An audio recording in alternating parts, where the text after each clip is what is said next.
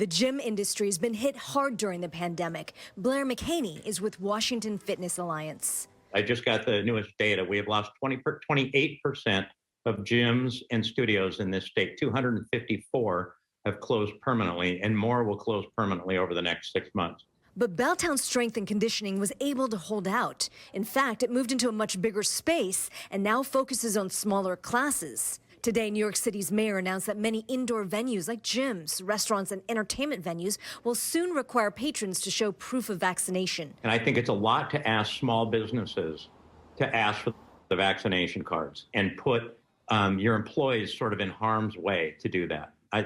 It seems to me that that's not the job of the small business owner. And so if that happens here, we will embrace that change. We believe in the science of it. The iconic Pink Door in Pike Place Market offers dining and live music. The owner tells KOMO News that starting Wednesday, all guests will have to show proof of vaccination. She supports what New York City's doing. I think it's a fantastic idea. And with 100% vaccinated guests, it helps us to have a really good time in the restaurant when we feel safe. KOMO News checked with Mayor Jenny Durkin and asked her what she thinks about the proof of vaccination requirement and if Seattle could see something like that soon. Her spokesman released this statement today. Mayor Durkin supports any employers in Seattle who are requiring vaccines and all businesses who are requiring customers and employees to be vaccinated, with exceptions where legally required. These are the right decisions that will save lives. In Seattle, Suzanne Fawn, KOMO News.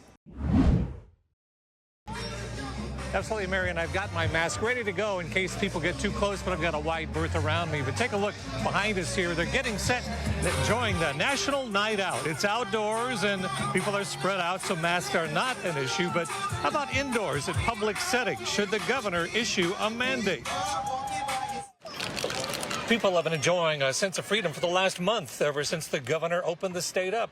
But with the rise of the Delta variant and increase in COVID cases, comes a backpedaling, with the governor suggesting people mask back up, vaccinated or not.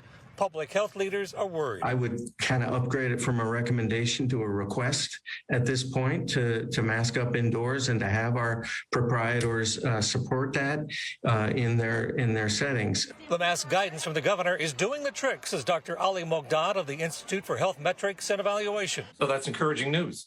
That's very encouraging news. Very good news for us in our state, simply because of the strong recommendation that the governor put out. But other health leaders say the governor needs to go further with a mask mandate. That's why I'm doing that combination of both immunization and face covering. Are you sharing your idea with the governor as far as wishing that there is a mandate for masks, whether vaccinated or unvaccinated, indoors? Yeah, I sure hope the governor's watching your show. If he's not, I don't know what he's doing. This is the most important hot stuff on TV. If we're unable to achieve it voluntarily, then to protect hospital capacity and our ability to take care of COVID and all the other problems that need to come into hospitals, we might need to take that further step. It's been a tough summer for agriculture across the state. Berry crops like those here in Mount Vernon have already struggled under the record heat and drought. And now there are worries about how smoke in August may stunt the growth of some crops across the state. Isn't that nice? Yeah. Really good corn. Yeah. Jennifer Shue has worked with her father, Steve Shue, for decades in the Skagit Valley, growing everything from corn to berries, squash, cucumbers, and pumpkins.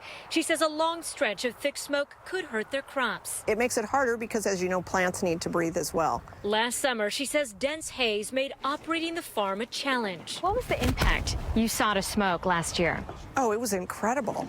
The air changed so much, and it almost made us feel like we were in the twilight in a way. While her father, Steve, isn't letting the potential of damaging smoke worry him, he acknowledges that ash can block a plant's access to light and food, a process called photosynthesis. They don't function right if they're all covered with smoke. While smoke has stayed in the upper levels of the atmosphere in western Washington, communities in central and eastern Washington have battled wildfires and bad air quality for weeks. Multiple winemakers tell me smoke hasn't impacted their wine grapes so far, but it bears watching as we get deeper into August. They get something called smoke taint. That is especially a problem right before they're harvested. Washington State climatologist Dr. Nick Bond says wildfires could intensify in the next few weeks, posing a threat to agriculture around the region. Historically, August is our worst month, but we saw last year September can be pretty bad too. Starts with choosing the next mayor. 15 candidates are vying to replace Seattle Mayor Jenny Durkan, who is not seeking a second term. Former Seattle City Council President Bruce Harrell is leading the race with 38% of the vote right now. Current Council President Lorena Gonzalez is in second place with 29%. Colleen Echo Hawk and Jessen Farrell are trailing each with 8% of the vote. And it is a three-way neck-and-neck race for the Seattle City Attorney position. Incumbent Pete Holmes fighting to keep his job for a fourth term. He's currently behind Ann Davison, who leads by about 1,500 votes. She most recently ran for a lieutenant governor as a Republican. Former public defender Nicole Thomas Kennedy is right behind Holmes. Less than 600 votes separate those two. There's guaranteed to be one new face on the Seattle City Council. Lorena Gonzalez's position 9 seat is up for grabs. Tonight, Fremont Brewery co-founder Sarah Nelson is in the lead with 43% of the vote. Attorney and community organizer Nikita Oliver is in second place with 35%. It's one of 2 citywide council positions on the ballot. The other is position number 8. Incumbent Teresa Mosqueda will most likely advance with 55% of the vote. Kenneth Wilson is currently in the number 2 spot with 19% of the vote. And we have a team of reporters breaking down what's at stake in all of these races, these top races we're watching tonight. KOMO's Michelle Esteban live tonight in Seattle covering the mayor's race. And Michelle, you spoke with both of those front runners tonight. Yeah, I did, Preston. And in fact, they're both confident and they both say there's a lot of work ahead. But frankly, that could be the easy part, because the hard part is going to be running this city at a time when it is struggling so much. And all of those struggles, they link right back here to City Hall. Bruce Harrell, former city council president in 2019, told me he is relieved after tonight. This was the scene in Les Shai, a celebration, but he told me tomorrow the work begins. He says he's going to continue the messaging that got him here, issues that have challenged the city, public safety, police reform. He said Seattle needs more police on the streets. Business revitalization is a huge issue, and the #1 issue that he heard on the campaign trail, tackling the homeless crisis, but with compassion. Lorena Gonzalez, the current council president, moved to tears upon learning of the returns as she thanked supporters in Georgetown tonight. We were there. The civil rights attorney, with backing from local labor unions, campaigned on taking on big corporations, making them pay, she said, their fair share to combat Seattle's struggles. She said that her vow to fight for working people resulted in tonight's success. She helped lead the charge in City Hall, as you know, to defund police, in part insisting not every call requires a cop. Now, both these candidates are different, yet both insist they are the mayor for change. People want action, so we're going to start talking about what the first 60 and 90 days will look like if I'm mayor. They want action, and they will see action. Because I have the proven progressive track record to deliver for working families. That is the work, the hard work I've been doing for the last 6 years, and I am ready to build on that progressive record. Let me remind you how we got here. We started with 15 candidates, all of them tonight significantly behind Harrell and Gonzalez's returns.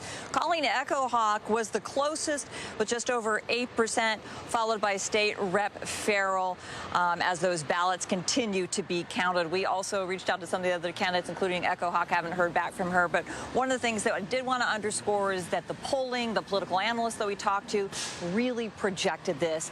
Both Harrell and Gonzalez thought to be the front runners here. That is what proved out tonight in these first returns. Reporting live, I'm Michelle Esteban, KOMO News. Michelle, thank you. Hey, everybody, I'm Eric Johnson from KOMO News. Thanks for checking out the KOMO YouTube channel. You can see more of our videos right here by clicking on the video links for more news from the Seattle area and all of Western Washington. And don't forget to click the subscribe button below so you don't miss our YouTube updates.